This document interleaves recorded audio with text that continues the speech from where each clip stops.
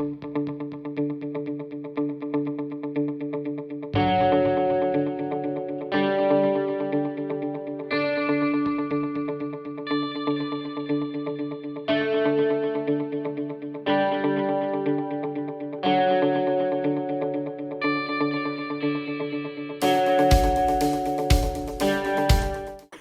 位现场的贵宾伙伴，大家早安，大家好，欢迎参加今天健身工厂名人讲座台北场的活动。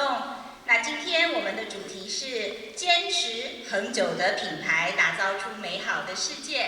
我们都知道，迪士尼这个品牌是全世界最具知名度的品牌之一，它所创造出来的企业文化跟价值，更是全球企业所推崇。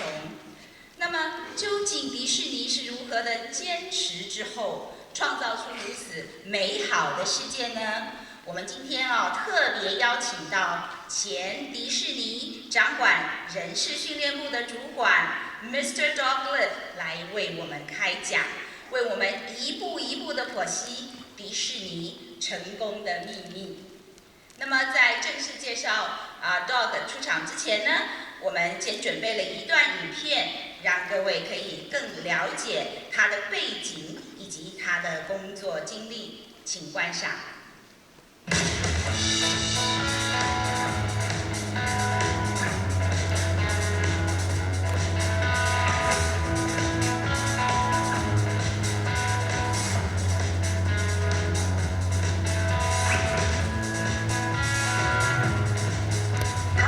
Disney continually top the charts as one of the world's most beloved companies?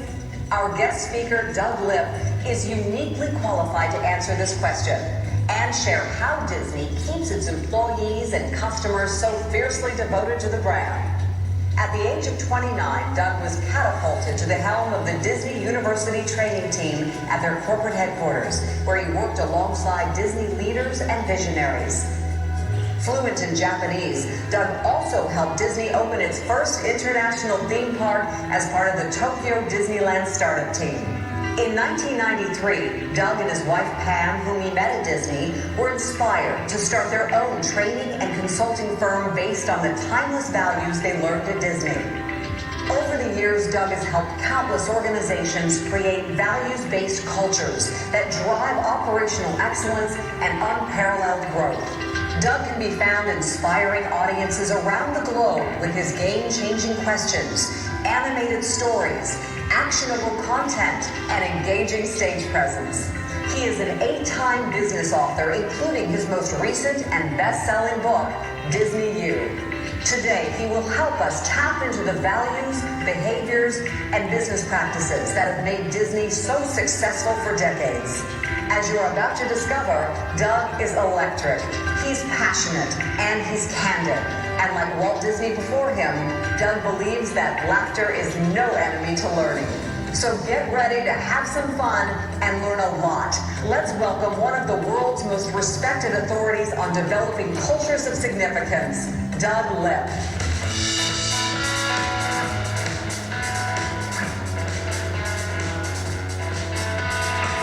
各位先生，请用我们的双手掌声一起欢迎今天的讲者 Mr. Doug Lipp 上台。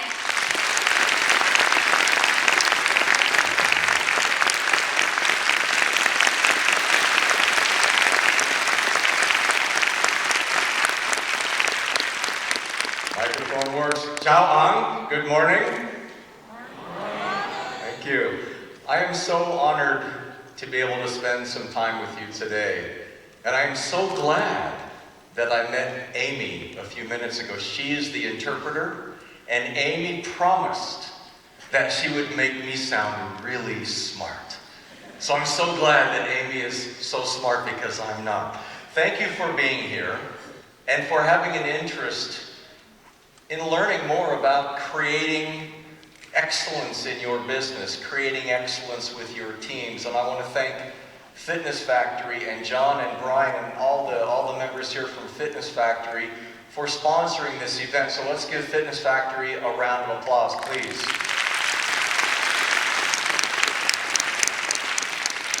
So I've got these slides up here, and you have your handouts, we have a couple of hours together today. And even though this is not a workshop, I am a trainer at heart. And I firmly believe that if you listen to ideas and you take some notes, whether it's with a pen or just mental notes, the odds are very high that you will recreate these ideas once you go back home. So I'll be referring to both pages. I have English on one side, Chinese on the other. Then there are 2 pages of information in here. And there's plenty of room for notes. So I want you to use this as your opportunity to gather some ideas and maybe to challenge yourself. Think about your strengths. We all have strengths. And how could you maximize those strengths? Make them even stronger.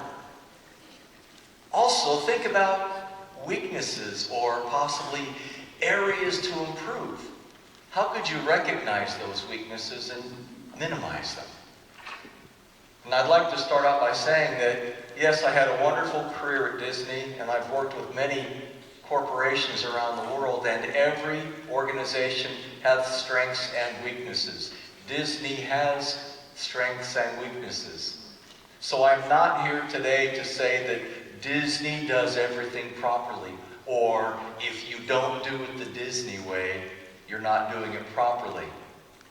That's not the message. The message is just to learn from organizations that have had a lot of success and learn from organizations that have had some failure. Now, my career at Disney, I want to look at this first slide. This concept of lessons from Disney U, the wonderful world of an enduring brand. I never met Walt Disney. Walt Disney passed away in 1966. In 1966, I was 11 years old. The company was not hiring 11-year-old kids to be managers. But I had 2 very strong managers, mentors of mine, who actually worked directly for Walt Disney. So I feel that I actually did feel the power and the strength and the creativity and the leadership of Walt Disney from my direct managers. And one of them was the man who created the Disney University, the training and development team of the company. And his name is Van France, and I'll talk about him. I talk about him in my book. This is the English version of the book. We also have the Chinese version here. But Van worked with Walt Disney as a wonderful team. Walt Disney, as a great leader, knew his own strengths and his own weaknesses. Walt Disney knew how to make movies. Walt Disney knew how to create new things.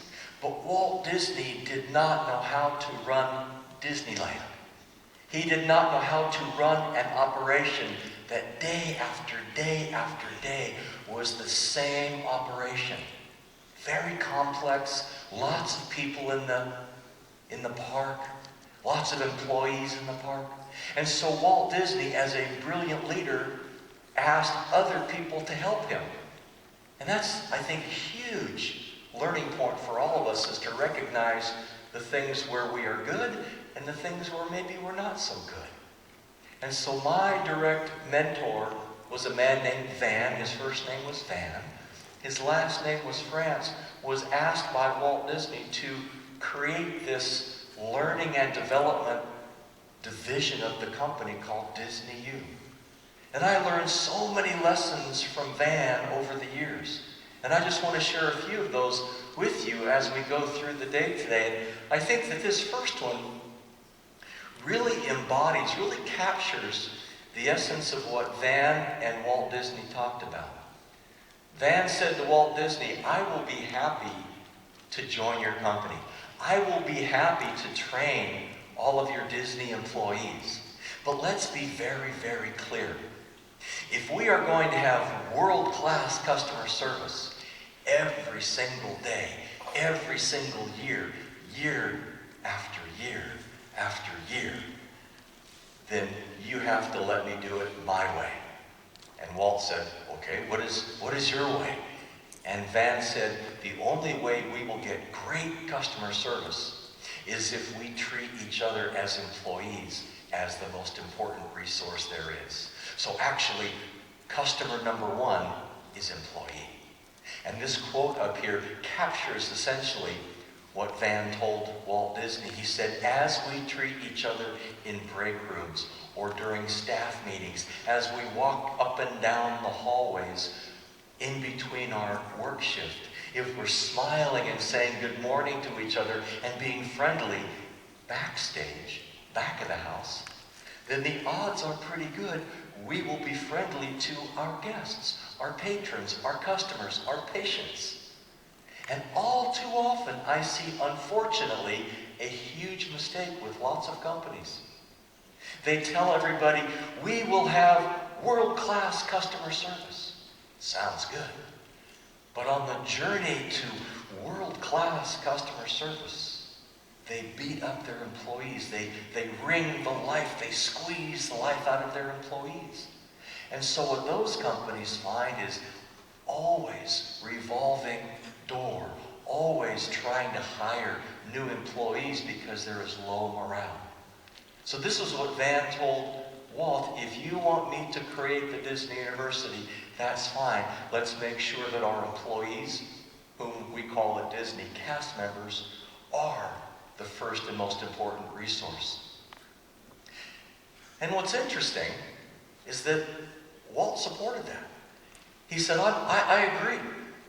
He said to Van, I agree that if we are going to differentiate from the competition, then we have to hire the right people. A lot of companies make a mistake with this. If we get the right people on board, then that's a good start. But these are areas that escape many companies. Let's hire the right people.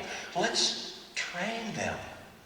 And training doesn't have to be in a classroom. It could be on-the-job training. It could be pre-shift meetings, post-shift meetings. It could be throughout the day. So Van and Walt said, hire right, train right, and then let's send people into a culture where they are respected and treated properly. And in my opinion, these are the three secrets to success for any organization. Get the right people, hire the right people, train them, and then send them into a culture that shows respect. But unfortunately, more often than not, I find many companies around the world not doing all three of these. They might hire good people, but then they don't train them. Or they only train them once and never train them again. Or they hire the right people, train them, but then send them into a work environment that does not respect them. Sometimes I see executives tell me, oh my gosh, we hired all these people, we trained them, but when we send them into the front lines, the frontline employees say something like, I don't care what you learned in training, that's not true. I will teach you the reality of how terrible this workplace is. So then all of the morale is gone. So I'd like you to think about with your team, your organization, whether you are a manager of others, you are a colleague, you are a subordinate, you are a business owner, regardless of where you are in that hierarchical chain, does your organization take the time to hire the right people? Some of the strongest teams that I see is when a good employee recommends a friend. And then that friend comes in, and pretty soon you have friends working with each other, and they're all good employees, and they are trained, and they respect each other. In my opinion, that is an unstoppable organizational culture by which you can differentiate. Now it's time for a little bit of a change, a little bit of a different story. When Van France was talking to Walt Disney about making sure employees were the most important customer, Van realized that Walt Disney already felt that way. And this is why. Van had researched the Disney company. Van had researched Walt Disney's leadership style. And here's a true story that I wrote about in my Disney U-book. The picture up here is of a young man I don't think anybody in the room would know. But the key point is that this young man was about 8, 9 years old. He was a movie star in the United States. Only thing I can think of is like in Canada, Justin Bieber. He was 1,000 times more popular than Justin Bieber. And I remember when I interviewed him for Disney University book. His name is Kevin. I said, Kevin, why did you enjoy working for Walt Disney? What about his leadership style did you appreciate? And he said he cared about the employees. And he was strict. In fact, in Kevin's words, he said, Walt Disney was wonderfully loving and very tough at the same time. Walt Disney ruled with an iron fist, very strict. But he also knew when to put a nice velvet glove over that fist and maybe give you a hug when you needed the time. And I said, well, do you have an example of that? He said, yes. When I was doing a movie, this is from a movie from the 1950s, so well before most of you were born. It was called, the movie was, it doesn't even matter about what it was called, but it was Old Yeller is the name of the movie. And it was a tremendously successful movie. And Kevin was kind of the face of Disney. And he said, I'll always remember when I was a young boy, I worked at Disney Studios all day long. I went to school at Disney Studios all day long. I almost slept there all the time. And he said, I'll always remember the day that my teacher came to me, my school teacher, and she said, Kevin, Walt Disney wants to talk to you. Walt Disney is in his office. Now this is at the headquarters of Disney. And this guy, Kevin, told me, he said, I'll always remember, I jumped up from my school desk and I ran out of the classroom and I went into the main streets of Disney Studios. And the main streets of Disney Studios have the names of characters. He said, I ran down Mickey Mouse Avenue, and then I took a left at Dopey Drive, and then I took a right at Donald Duck Avenue, and I ran up to Walt Disney's office. And I said, Kevin, weren't you nervous? He said, no. Why should I be nervous? I knew that I was having fun. I knew that I was working hard, but I trusted Walt. So when we were making movies or making television shows, Walt Disney would always come down and visit. This is a picture of Walt Disney with Kevin. He had a nickname called Moochie. This is on a sound stage. This is when they're filming a TV show. He said Walt always came out of his office and visited the front lines. We trusted him, but we also respected him. So Kevin said, I ran into Walt's office and Walt said, Kevin, how are you doing? And Kevin said to him, well, Walt, actually not very well. My father just died. So here's a 9-year-old little boy. He said, Walt, my father just died and I'm having a hard time remembering my lines, my script for the movies. The camera starts to roll and I forget my lines and we have to try again and try again and try again. And Walt said, Kevin, I'm so sorry. I can't imagine the pressure that you have right now. So now, Kevin, the man, was telling me it felt so good to have Walt just be relaxed with me. And then Walt said this, Kevin, are you still having fun? Because if you're not, we don't have to do this. Are you sure you want to keep doing this? And Kevin said, yes, I'm fine, Walt. Just give me a few days, maybe a week. And Walt said, you take as much time as you want. How much time do you want? Give me a week. And then Kevin, the man, so when I talked with Kevin a few years ago, he was 65 years old, still thinking about this interaction with Walt. He said, then Walt did something really interesting. He pushed back from his desk, and he stood up and he had his big dark blue suit on and a big tie, and he stuck out his hand and he said, Kevin, man to man, let's do a handshake. And I said, Kevin, hold on a second. here is a senior executive, the owner of the Disney company, making a contract with a 9-year-old boy. That's not fair. That's not right. He said, no, you don't understand. I trusted Walt completely.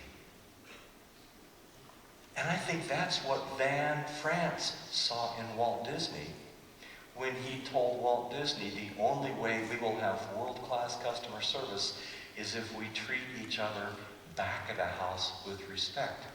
Well, Walt Disney already did that. But Walt Disney, with that very strict iron fist, he also never let these young child stars get too arrogant. He would tell them, you're not the star of Disney. Disney is the star of Disney. You're an actor. You're a cast member. So don't get too prideful. Don't get too boastful, or you will be gone. So yes, he had that iron fist, and he also knew when to give people a tremendous hug. And so really, I guess the question for any organization is, how much do you trust each other? Because if there isn't trust, it doesn't matter how much training there is. If there isn't trust, it doesn't matter who you hire. Your successful days will be limited dramatically. What I'm showing here is just kind of a visual of a team. It could be a team of 10,000, it could be a team of 10. It could be a family-run organization, it could be a major corporation, it could be anything of a team. And what I'm showing here is a team where there isn't trust. So basically, this is a dysfunctional team, a team that is not functioning well. And I'd like you to think about what is wrong with this set of gears. Essentially, I have taken an organizational chart where you have the owner or the boss or the supervisor, then you have mid-level managers or subordinates, and then you have frontline people. So it's kind of the triangle.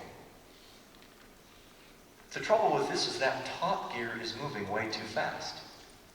In reality, that top gear should move just a little bit, and then the middle gears a little bit faster, and those bottom gears even faster. That's how teams work. But this is a team where, and I've seen this many, many times all around the world, where there's a lack of trust, a lack of training, and maybe employees are not very well prepared. And so the senior person winds up doing everything. And we all know companies, we all know people, we ourselves might be in this trap where we do not delegate enough work. We do not trust our colleagues, our team workers. So even if this is not a hierarchical structure, even with coworker to coworker, in every business there are always some coworkers who do 80% of the work and some who only do 20%.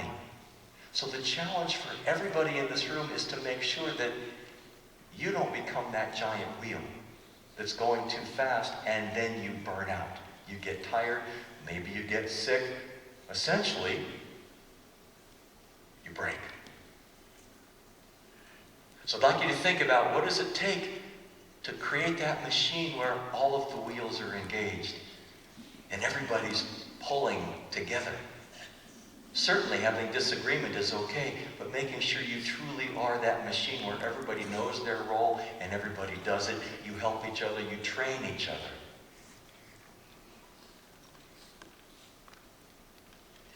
So moving along, I'd like to think about an example that we would share with our employees at Disney all the time. And earlier I mentioned lots of companies, including Disney, make mistakes. And the key is to learn from those mistakes. So I'd like to share with you a story that we would share with our newly hired employees at every Disney orientation. New hire orientation for high school students, college students, senior executives, 40, 50 years old, who were new to the company. And the story was about a major failure that Walt Disney created. The story was about President of the United States, President Lincoln. And Walt Disney was busy developing a new technology called audio animatronics. Audio animatronics was the first human-shaped robot. And President Lincoln was the first ever in the world. And the Walt Disney Company produced this for a World's Fair in New York City, way back in 1964. So this was brand new technology. But it didn't work.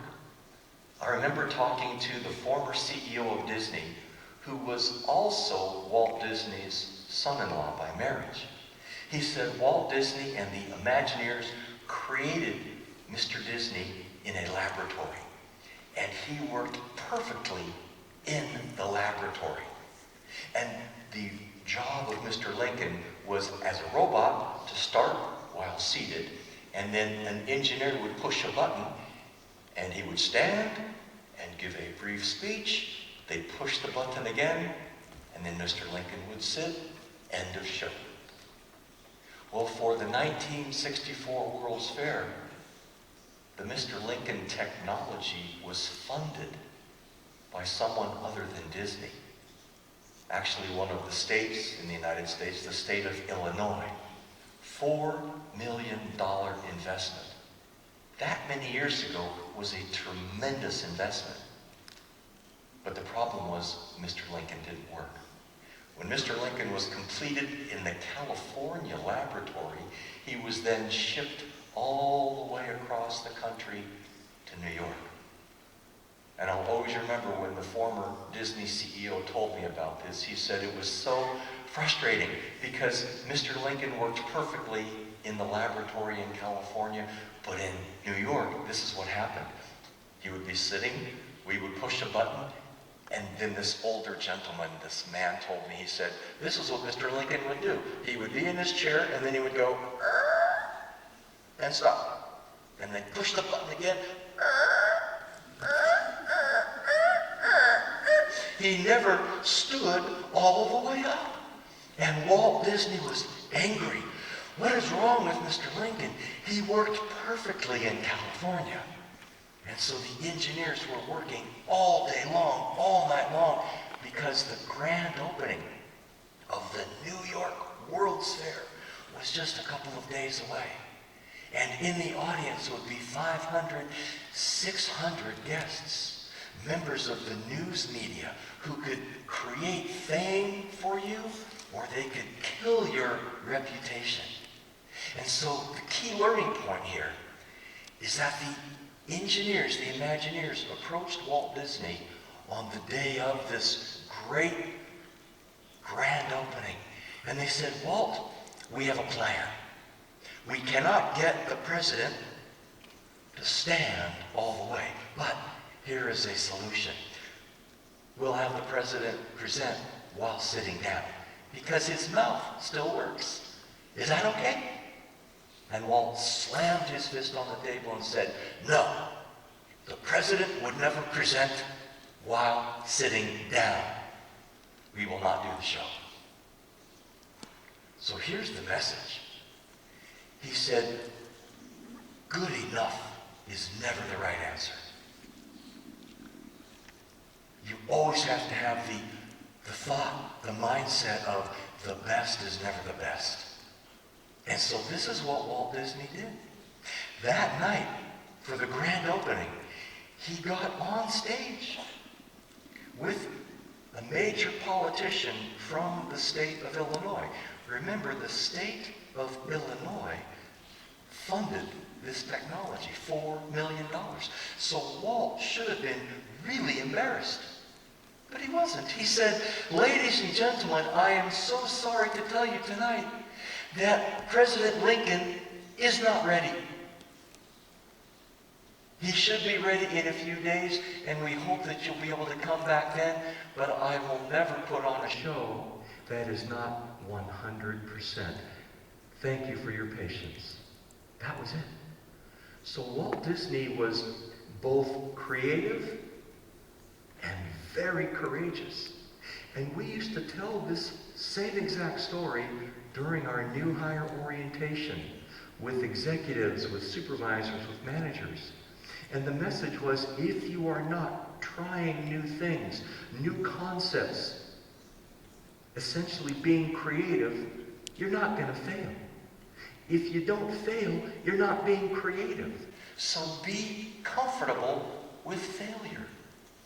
Now, of course, this was a big failure, a $4 million failure. So our message to our employees was our corporate culture is never settle for, never be satisfied with good enough. It always has to be the best is never the best. Now, just to let you know, we will have a break a little bit later on this morning, and I will be happy to answer questions. So as I'm going through some of these ideas this morning, if you have a question or a thought, please write it down, and then later on we'll gather those at the reception desk, and I'll hopefully be able to answer some of those for you. So let me go in. I mentioned that I would be talking about some lessons from Disney U, and with this story and the story of that young movie star Kevin as the setup, so to speak, I would really like now to kind of jump into the first of these lessons. And the slides are working wonderfully. Thank you to the slide team. But this first set of slides for these lessons, I think, again, represents some of the brilliance of the men and women that I got to work for who set up the Disney University. And this first slide is all about making the complex simple. Again, Walt Disney knew that running a theme park called Disneyland was very, very complicated. Thousands of moving pieces, heavy machinery, lots of customers, lots of employees. And I'll always remember when Van France was the founder of the Disney University, explained it brilliantly. He said, "We at Disneyland are running a factory. We are running a factory.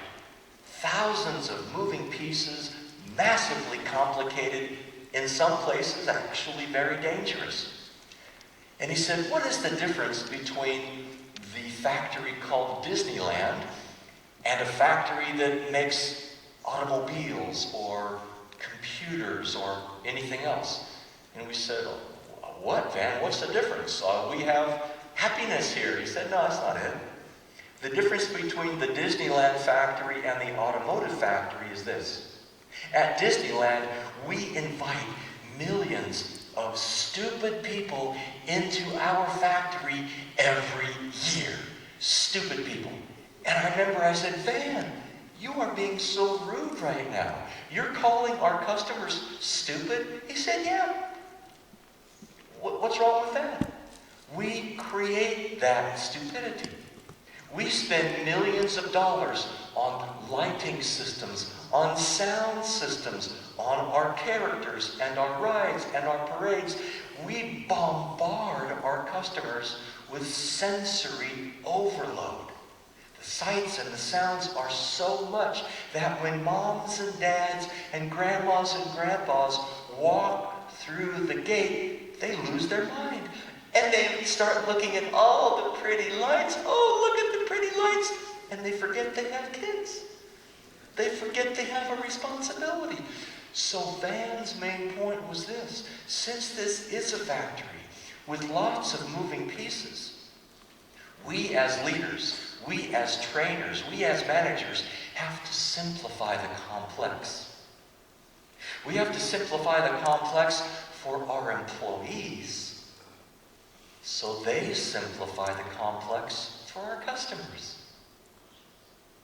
And so what Van France did and the founding team of the Disney University did was they created these 4 sets of words. And these 4 sets of words are known as the 4 keys to success. And these 4 sets of words have been in place for 62 years. So safety is number 1. If we kill too many employees or if we kill too many customers, they're not coming back. They will not return. Hello, of course. So safety, safety, safety is always number 1, said Van. And then he said, Let's be courteous. Of course, everybody thinks, yeah, courteous, that's good. Friendliness, that's good. But what does it look like? I'll tell you in a minute. So, safety is number one, then comes friendliness and courtesy. Safety, courtesy. And then how does your physical plant look? How does your uniform or your costume look? How do the windows look? Are they clean and shiny? Safety, courtesy, the show. Are the machines running? Is the music playing? Is everybody engaged? Safety, courtesy, show. And then here's what I think is really important. The fourth and least important of the four success keys is capacity. How many employees, how many customers in the system? The numbers, the raw numbers. This is where you make a profit. What Walt Disney and Van France did was they turned upside down a long-standing model. Up until this point, many organizations, especially in show business, focused more on profit and numbers. They didn't care about safety. They didn't care about courtesy. They didn't care about show. It was one show and you're done. You move to the next city. And so what they realized was this is a long-term success plan. Safety number one, then comes courtesy, then comes show, how clean is everything, and then comes capacity. This is where you make your money, of course, with capacity. Return guests, return customers, loyal employees. So here is an example of how Van France brought life to these words. And here's the challenge. Most companies fail with vision statements and mission statements. Why?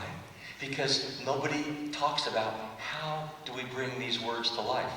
Most companies have vision statements or mission statements or posters on the wall or posters in the break room that say integrity, trust, honesty, friendliness. Yeah, we all say, oh yeah, integrity is a good word. Oh yeah, honesty is a good word. But how do we do it? What does it look like? What does it feel like? And so Van France, as the trainer that he always was, I'll always remember when he acted out safety, courtesy, show, capacity. He said, pretend you are an hourly employee working in sales in Disneyland. You're working in one of the retail stores. You're selling Mickey Mouse dolls. You're selling Mickey Mouse t-shirts. You're selling Mickey Mouse ears. So you're working on the cash register and you're selling, and you're thinking, yeah, this is successful. And Van said, no, that's the least important part of your day. That's capacity. The most important part of your day in sales in a store is safety. I want you always to be looking at the restaurant, at the store, to make sure displays haven't fallen over. Because if a Mickey Mouse doll falls off of a display, then that's a potential place for somebody to trip and get hurt, an employee or a customer. So I want you always to be scanning the room for trip hazards. And then comes courtesy. He said, the reality of your job is this. You're going to be working on the cash register, selling Mickey Mouse dolls and ears. But customers, remember, are stupid. And customers are going to interrupt you with thousands of stupid questions. They're going to come up to you at least 100 times every hour in the morning. And they're going to say this, excuse me, I've got a question. Yes, sir, yes, ma'am. How can I help you? You're still bringing up sales. What time is the 3 o'clock parade? What time is the 3 o'clock parade? And I'll always remember when Van was playing this. He said, you cannot say, well, today for you we have a special time. It's at 3 o'clock. No, that's not courteous. What you want to say is, ma'am, sir, that's a great question. The 3 o'clock parade starts way down there at 3 o'clock. It arrives at our store at about 3:15. Now, would you like for me to share with you my favorite secret spot from which to watch the 3 o'clock parade? Well, of course, every customer is going to say, oh, yeah, please. And so you walk the customer to your favorite secret spot. You notice the hand is like this. Or they're going to come up and they're going to say, excuse me, where are the washrooms? Where are the bathrooms? And Van said, you cannot say, their bathrooms are over there, can't you smell them? That's a bad show. You say, sir, ma'am, the bathrooms are right this way, with an open hand and a smile. Now, of course, you've scanned the room. There's no safety issues. So then you go to courtesy. It's amazing to me how many customers, how many guests around the world have said to me, do you realize when you ask an employee at Disney where something is, they go like this? And I'll say, yes, I know that because we trained them. We didn't just put up a sign that said, be courteous. We said, be courteous, and these are the ways that you can be courteous. With your facial expressions, with your body language, with your tone of voice. These same 4 keys to success are in all 12 Disney theme parks around the world. We were nervous when we built Tokyo Disneyland, thinking, how would these translate into Japanese? Not a problem. Some slight changes in how they behaviorally play out, but these 4 keys are in Hong Kong, they're in Shanghai, they're in California, they're in Florida, they're in Hawaii, they're in Paris. So these have overcome generational differences, linguistic differences, as well as cultural differences. So again, I implore you to think about on your workbooks. I have this one page, the very first button up here in the purple button. Again, the English on one side and the Chinese on the other is just for you to think about a process or a task within your organization or your company. How could you simplify it for the recipient?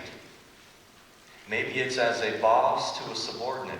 Maybe it's as an internal service provider. Maybe you are in the IT group, or you're in marketing, or you're in human resources, or you're in finance, and so most of your customers are internal.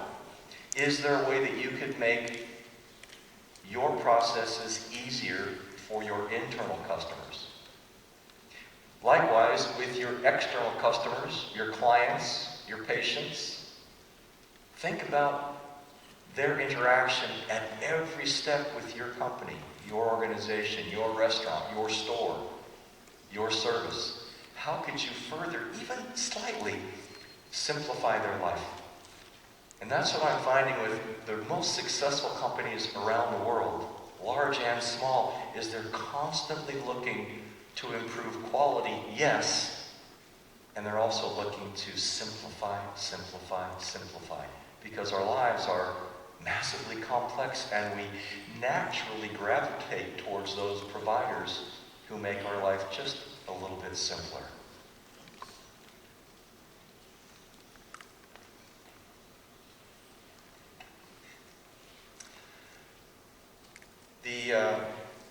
The next lesson, aside from building on this concept of safety, courtesy, show capacity, and simplification, is a lesson that one of the men that I interviewed for the Disney U book shared with me. And again, when I wrote Disney U, the book, it was so fun to sit down with men and women who I hadn't seen for many years, and it felt like I was sitting down with a long-lost friend or maybe a relative.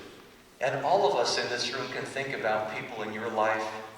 Maybe they're passed away now, and sometimes you think, gosh, if I could just spend a few more minutes talking to them, I wonder what stories they could share with me.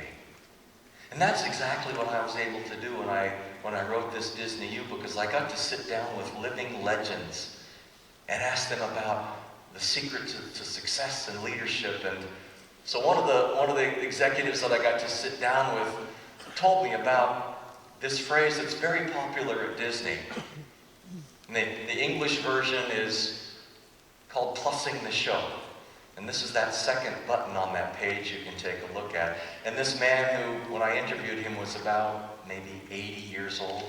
He said, I'll always remember when I was a high school student working at Disneyland.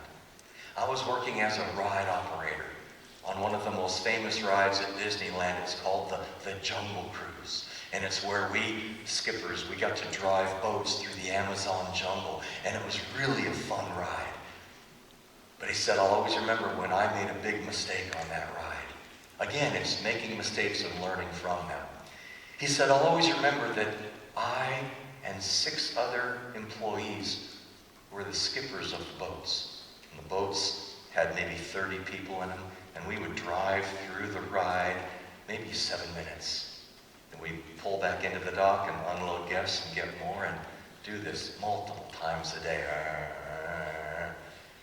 Well, Walt Disney always came into the park, sometimes dressed in a disguise like a customer, and he would always ride on the attractions, go into the restaurants and eat, or he would just sit down and talk with guests, or go into break rooms and talk with employees. And this man that I was interviewing said, I'll always remember when Walt Disney rode on all 7 boats on the Jungle Cruise, and he was pretty upset. This is the iron fist, right? So he took me off of my boat and all of the other skippers. He put a new crew on and said, go drive the boats. I've got to train these kids. And he took us all to the side of the boat dock.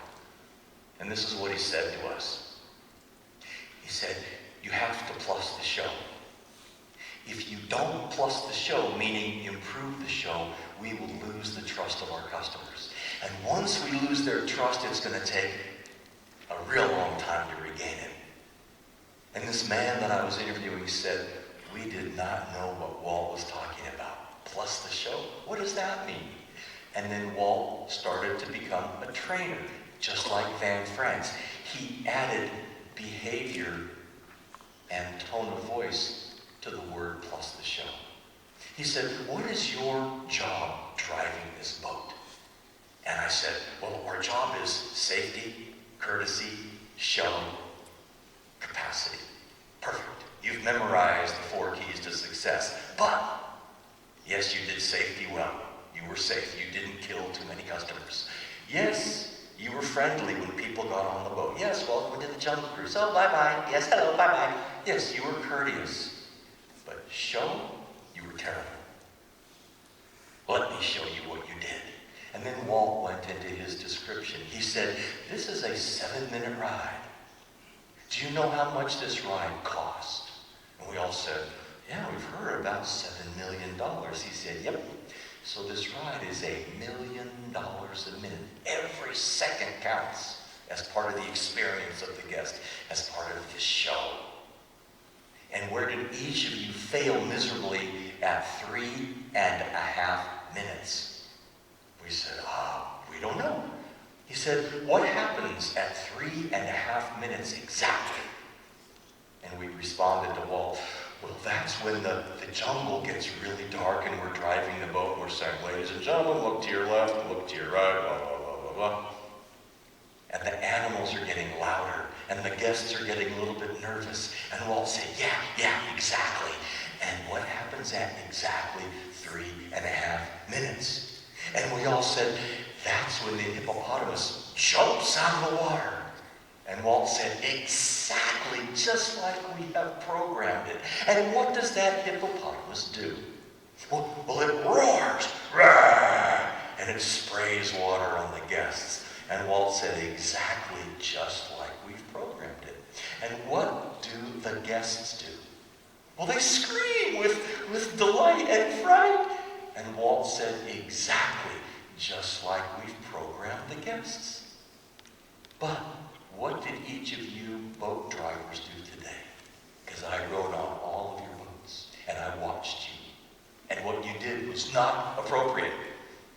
So then Walt, he started to share. He said, you're driving the boat. You're talking into your microphone. Yes, look to your left, look to your right, look to your left, look to your right. There's a hippo. You were not surprised. Now I know you have seen this electronic robotic hippo thousands of times this month alone, but you cannot act indifferent. In fact, I'm going to give you 7 days. You have 7 days to practice looking surprised, because I'm coming back. And this guy, Tom's his name, he said, we were so scared. Oh my gosh, we've only got 7 days to practice looking surprised. And here is a really important lesson. As Walt walked away from that dock area where all the boat drivers were, he said, and guys, think about this. Relative to the $7 million we've invested in the technology of this ride, how expensive is a smile? I'll see you in 7 days. Then he walked away. And this guy, Tom, said, you can only imagine the energy and enthusiasm with which we practiced looking surprised, and it was more difficult than we could have imagined. The first couple of days we were saying, oh, oh. It was forced. It was fake. But by the 3rd day, by the 4th day, by the 5th day, we became more engaged with our guests. Welcome to the Jungle Cruise. Have a seat. This is going to be a great trip. And there's the hippo. Ah! The more energy we gave to the guests, the more energy we got in return. And by the time Walt Disney came back, 7 days later, we did not even know he was there because we were so engaged with our guests. So I want you to think about that next bullet point in your handouts. It says, plus the show, no excuses. It's this little pink button. Plus the show, no excuses. I think this is probably one of the most important lessons I learned about Walt Disney is he was equally interested in the technology and the machinery and the hardware and the software, the technology, and he was equally interested in the interpersonal connectivity. So I want you to think in your business, in your company, in your store, within your team, what is one little thing you could do to plus the show, to make the experience just that much better? And it doesn't require any money at all, just creativity.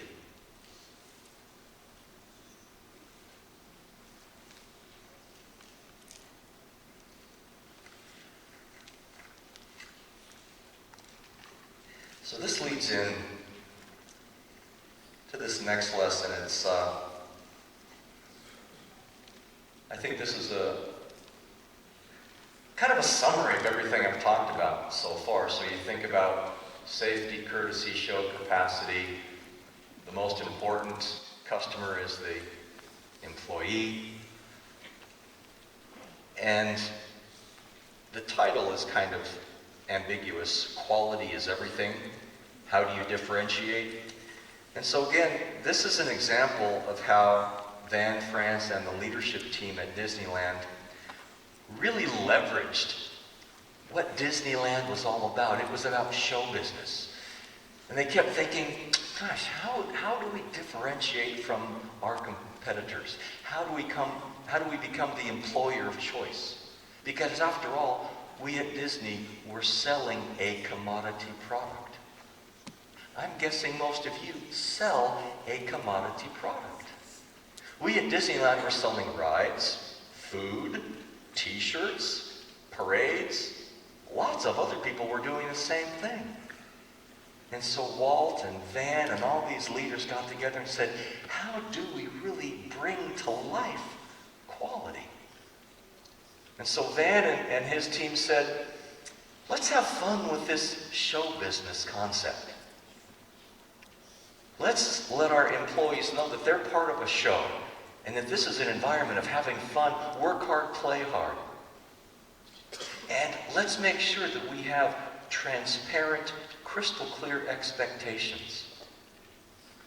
If we have transparent, crystal clear expectations, that you see at the top of the slide, you'll get closer to perfection at the very bottom of the slide.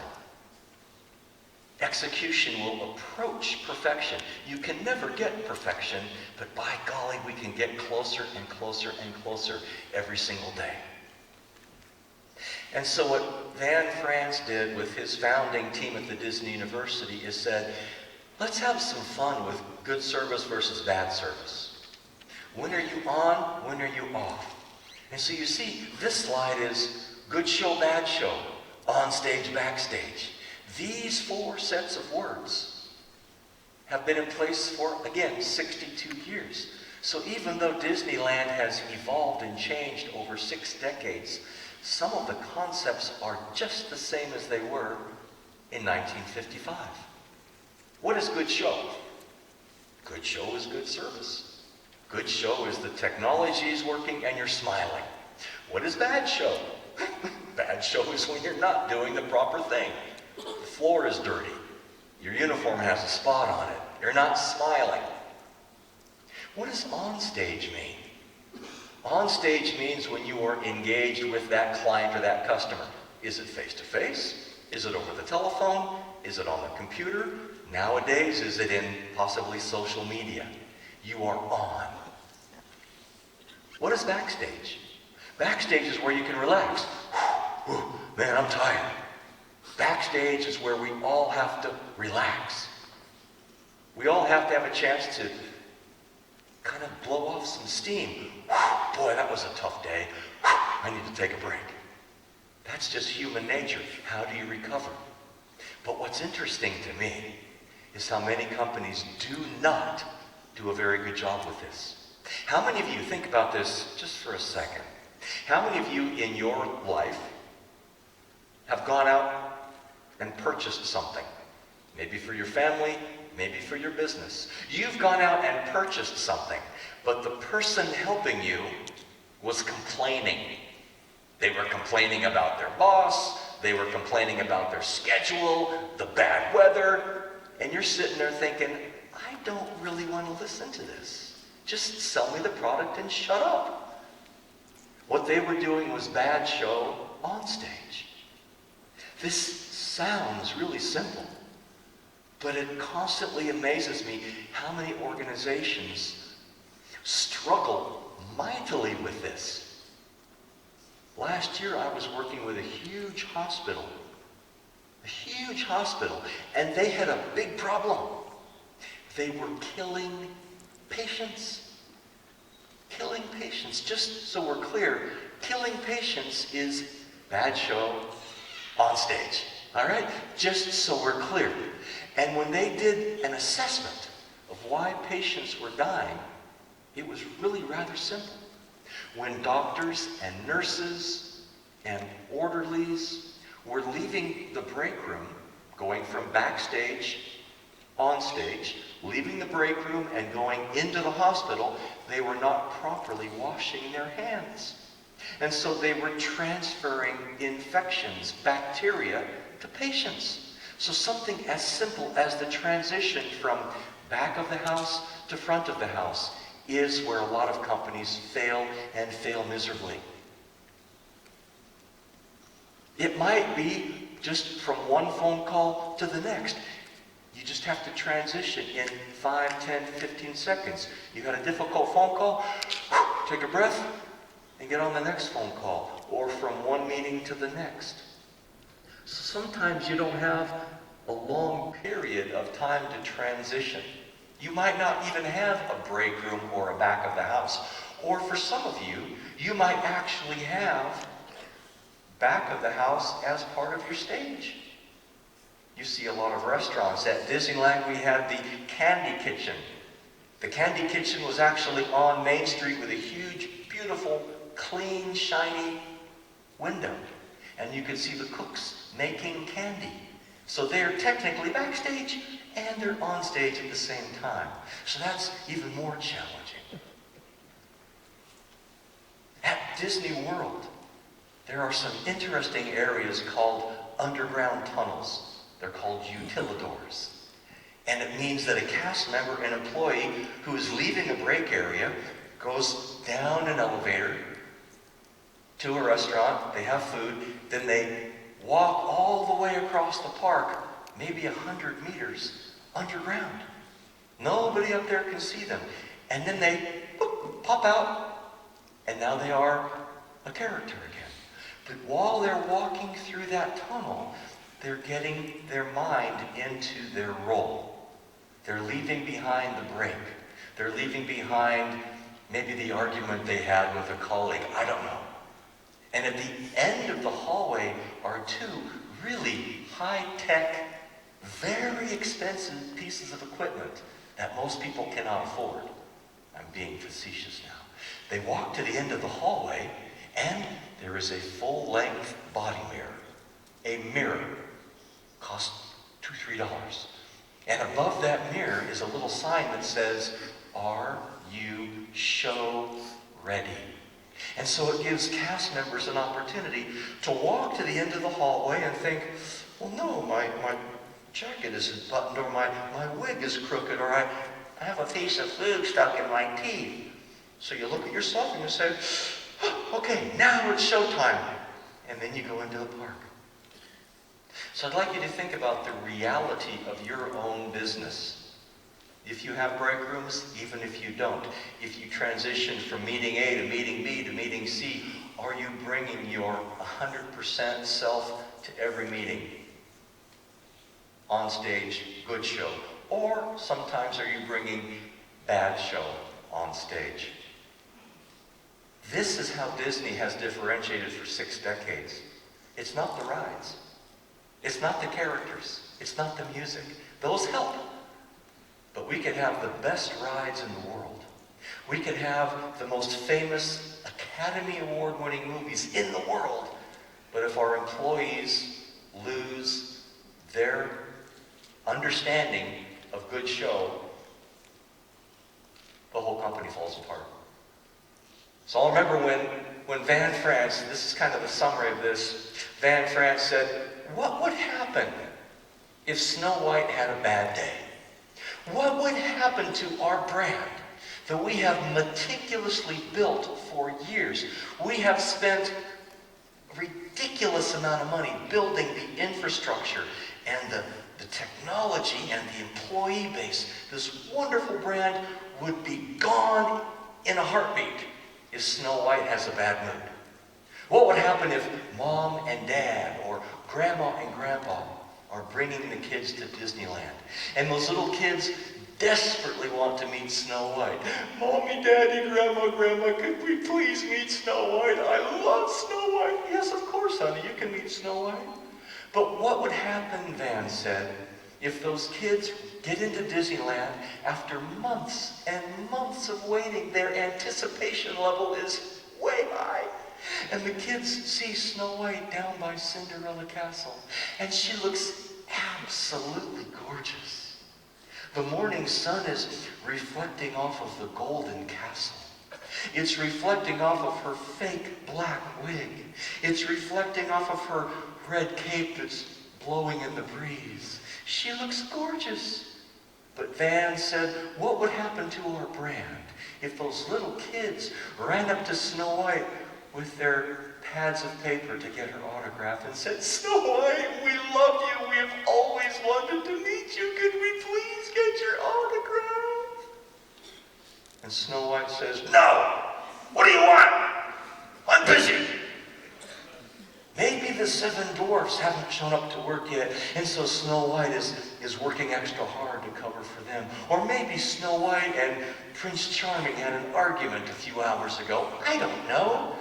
But Van said, what would happen if Snow White said, don't bother me? Or make it even better. Let's say that Snow White spins around and looks at these little kids, and maybe her wig is pushed back on her head.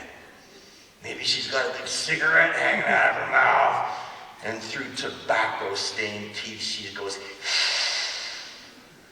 she looks more like Cruella de Vil than a princess.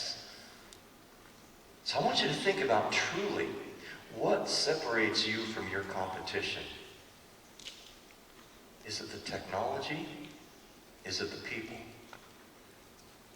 What combination they're in? All too often I see organizations that have great technology but really mean, nasty people. Or they have really friendly people but terrible technology. And so those friendly employees are always apologizing for the technology that's breaking down. Why can't you have rock-solid technology and friendly, engaged employees? So I'd like you to just take a moment and look at your one sheet and answer the question on there. Good show, bad show. You might want to think of an example of when you've transformed a process or a product from bad show to good show. And I want to, as we start to get ready, in about 5 or 10 minutes we're going to take a break, but I want to think about this concept with this next lesson. And it really, I think, captures the good show, bad show, on stage, backstage, and then earlier, as I said, safety, courtesy, show capacity. We called it popcorn empowerment at Disneyland, and I'll explain more of this later on, but I want to share with you a quote. This man, Jim Cora, is still alive. In fact, my wife and I had dinner with him a couple of months ago. He just turned 80 years old, so we had a birthday party for him. And he is the co-founder of the Disney University, and this is some of his wisdom. He said, marketing is the time and money we spend to get customers to come to our places of business. Marketing is the time and money we spend to hire people. It's our outreach efforts. But training and development, that's the investment we make to keep people. Marketing gets them in the door. Training keeps them there. Training your employees shows you care about them. There's an investment. If you train your employees, they'll be better to your customers. Your customers will stay loyal. And so in Jim's opinion, he said, we at Disney knew that our marketing team was spending a lot of money to get people in the door. We at the Disney University had to be equally creative in investing our resources in training and developing our employees to keep them, the good ones, and to keep our guests, our loyal guests. So I want to share with you this thought about training, and I've been in training for many years of my life, but training is really, really important, yes, but it's optional. You can do training or not do training, but if you don't do training, I'm guessing you won't be successful. But I want to be very clear in that I think training itself is a complete waste of time if what you're training and the reality of the workplace don't match, or you're training the wrong people. Many times as a consultant, I will go into companies and I will say, you know what, you've got a brilliant looking training program. You spent a lot of money on your visuals and your training manuals and your staff, but it's not doing anything. So why don't you just get rid of it? What? Or send your training staff into the front line so they understand what's going on. Or bring your front line staff into the training division and have them train. That's exactly what Van France and Jim Cora did, is they made sure that the training at Disney University reflected exactly the realities of the front lines. So let me just share with you kind of the summary, and then we'll take a break. We actually had an interesting discussion yesterday with about 140 human resources professionals from Taipei. And I have this discussion with executives around the world. And they'll say, yeah, empowerment is a good thing. Engagement is a good thing. I'll say, yeah, I agree. But many companies don't do it very well. Many companies don't empower their employees very well. Many employees are not very well engaged, and there are usually two reasons why. There's a lack of trust, or there's a lack of training. I've talked about trust and training over and over today. If you have a trusting culture, if you trust me, you will let me try new things. If I trust you, then when you ask me to try new things, I trust you. I'll do it. I'll try. And then if you add on to that feeling of trust, a little bit of training or on-the-job mentoring or coaching, now I have the tools to get it done. Wow.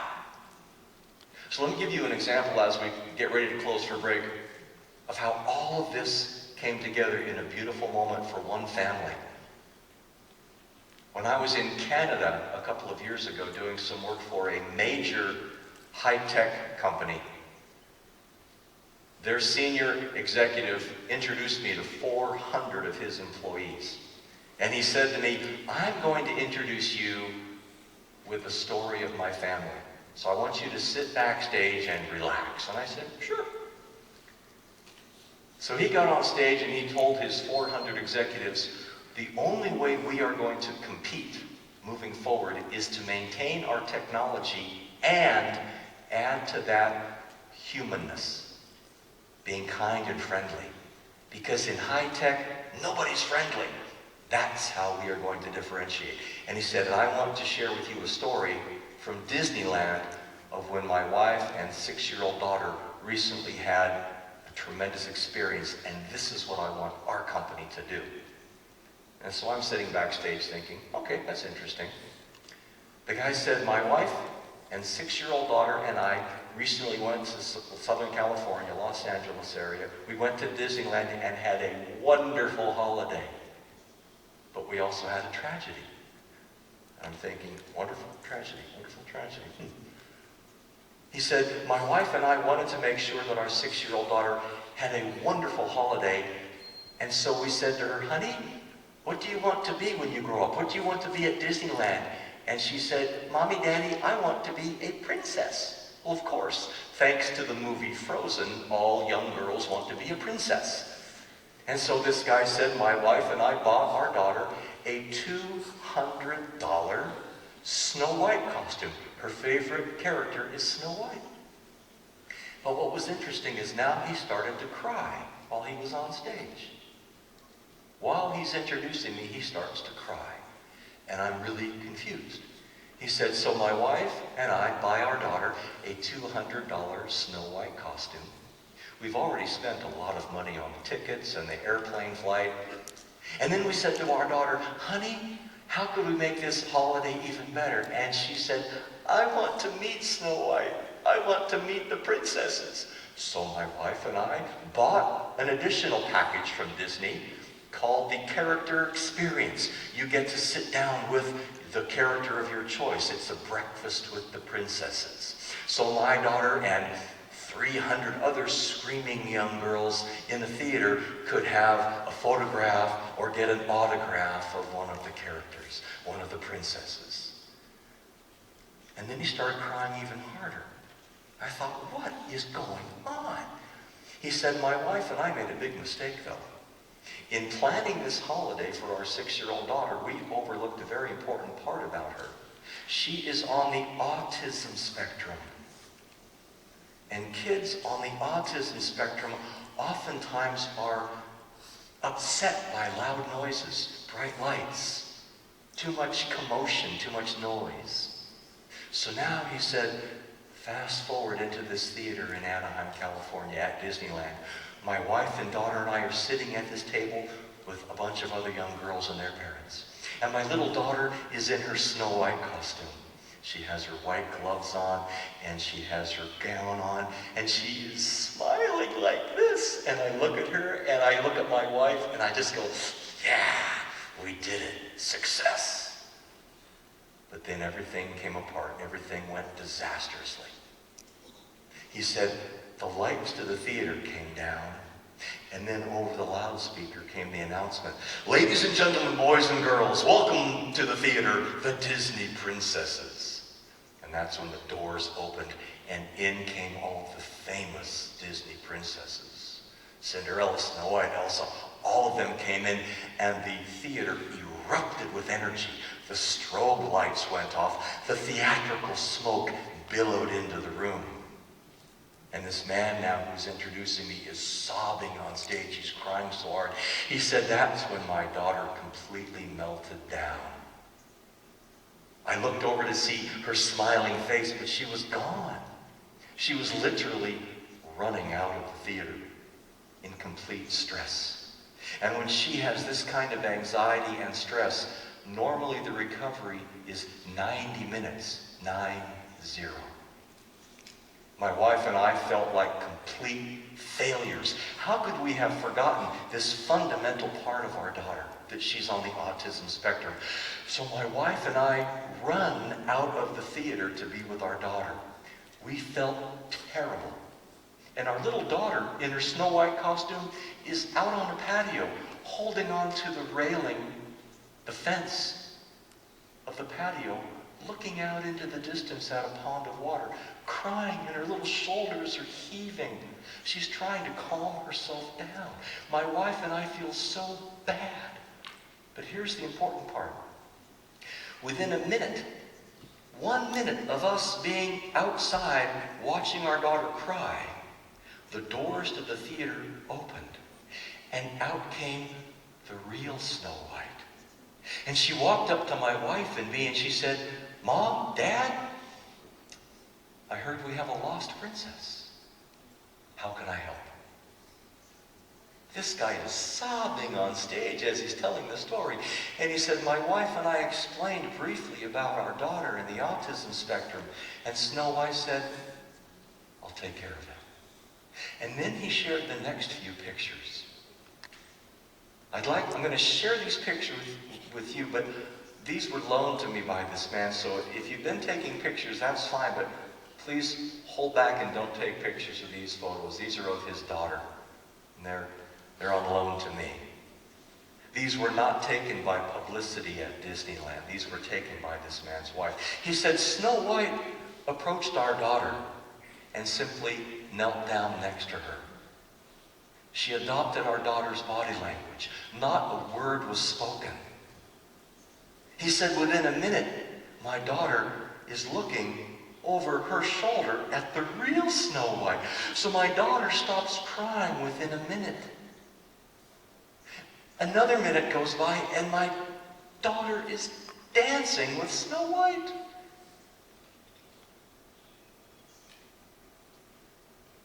My daughter is a princess. And then within 10 minutes, not 90, but 10 minutes, our daughter walks up to us and says, "Mommy, Daddy, when can we go back inside?" Is that magic? That's an example of an engaged team. That's an example. The training is never a car wash. One day of training is good enough. This is an example of a team that practices and practices and practices every day for the unexpected. In fact, Van France said, "Any team looks great as long as everybody is doing what they're supposed to be doing. Employees know what they're doing and customers are not complaining." But that's not reality. Every day you're going to get customer complaints. Every day as a princess, you're going to see people having a bad day. How do we recover from that? And that's the key. Snow White, the actress, does not have a PhD in psychology. She has a high school diploma, at least. Maybe college, maybe not. But she guaranteed has a high school diploma, and I guarantee you, in her brain, she knows safety, courtesy, show, capacity. Good show, bad show, on stage, backstage. She knows that she has the training and the ability to help this little girl. She knows that safety is number one. This little girl's psychological safety is the most important. Safety. She trusts her teammates. She trusts her fellow princesses to go to her table and sign autographs while she's outside. Because after all, signing autographs and taking pictures is the least important job. That's capacity. And she and her fellow princesses have trained in the Disney University over and over and over again. How do we handle these very predictable challenges?